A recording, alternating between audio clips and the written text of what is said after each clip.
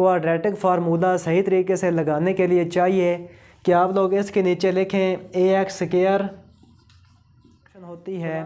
इस तरह हमारे पास क्वाड्रेटिक फार्मूला लगाते हैं।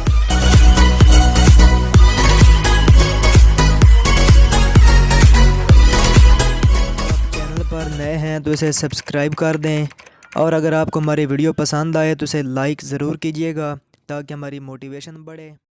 अस्सलाम वालेकुम dear students, how are you. उम्मीद है कि आप लोग बिल्कुल तंदुरुस्त और सेहत और ईमान की मुकम्मल हालत। स्टूडेंट्स, वीडियो को स्टार्ट करने से पहले आप लोगों से एक छोटी सी रिक्वेस्ट है कि अपने पेरेंट्स के साथ आप लोग अच्छे तरीके से बिहेव किया करें, क्योंकि नबी पाक सल्लल्लाहु अलैहि वसल्लम की हदीस के मुताबिक जिसका मफ़हूम ये है कि 3 शख्स जन्नत में दाखिल हरगिज़ नहीं होंगे। उनमें से जो एक शख्स है वो वालिदैन की नाफरमानी करने वाला है। तो अगर आप लोग वालिदैन की नाफरमानी करेंगे, उनका दिल दुखाएंगे, तो आपके लिए जन्नत के रास्ते भी अल्लाह ताला बंद कर देगा। तो इसलिए आपसे रिक्वेस्ट है कि अपने वालिदैन का बहुत ज़्यादा ख्याल रखा करें, उनकी बहुत ज़्यादा रिस्पेक्ट। हमारा टॉपिक बहुत ही इंटरेस्टिंग, बहुत ही आसान है। वो क्वाड्रेटिक फार्मूला है कि 2 दर्जी फार्मूला क्या होता है और इसे अप्लाई किस तरह किया जाता है।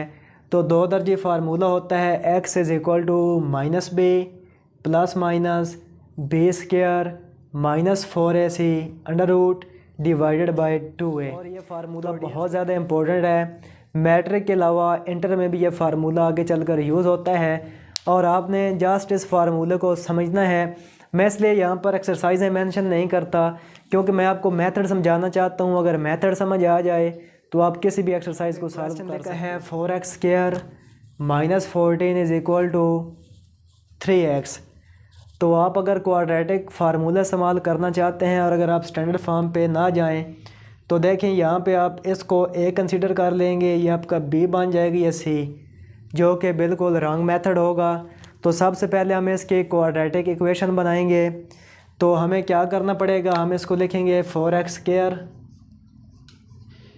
तो ये 3x यहाँ अगर हमारे पास माइनस का 3x बन जाएगा और ये -14 = 0 हो जाएगा। आप लोगों को क्वाड्रेटिक फार्मूला सही तरीके से लगाने के लिए चाहिए कि आप लोग इसके नीचे लिखें AX² + BX + C = 0। तो इस तरह लिखने के बाद आप लोग बड़े आराम से यहाँ से A, B और C की वैल्यूज़ निकाल सकते हैं। तो ये वैल्यू आपकी A बन जाएगा, ये वैल्यू आपकी B की वैल्यू होगी और ये वैल्यू आपकी C की वैल्यू आ जाएगी। तो इस तरीके से आपको बहुत इजी होगा A, B और C की वैल्यूज़ निकालना और आप बड़े आराम के साथ अपने फार्मूले के अंदर इन वैल्यूज़ को दर्ज कर सकते हैं।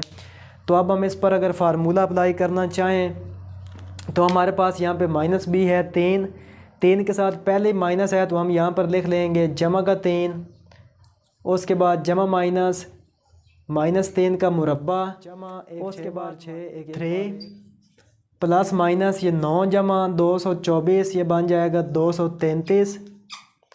इसका जज़र बटा 2 4 बार 8। तो इस क्वेश्चन को आप इससे आगे मज़ीद सॉल्व नहीं कर सकते क्योंकि यहाँ पे काम इशारे में चला जाएगा।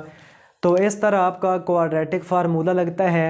इस तरह आपने 2 दर्जे फार्मूला लगाना होता है।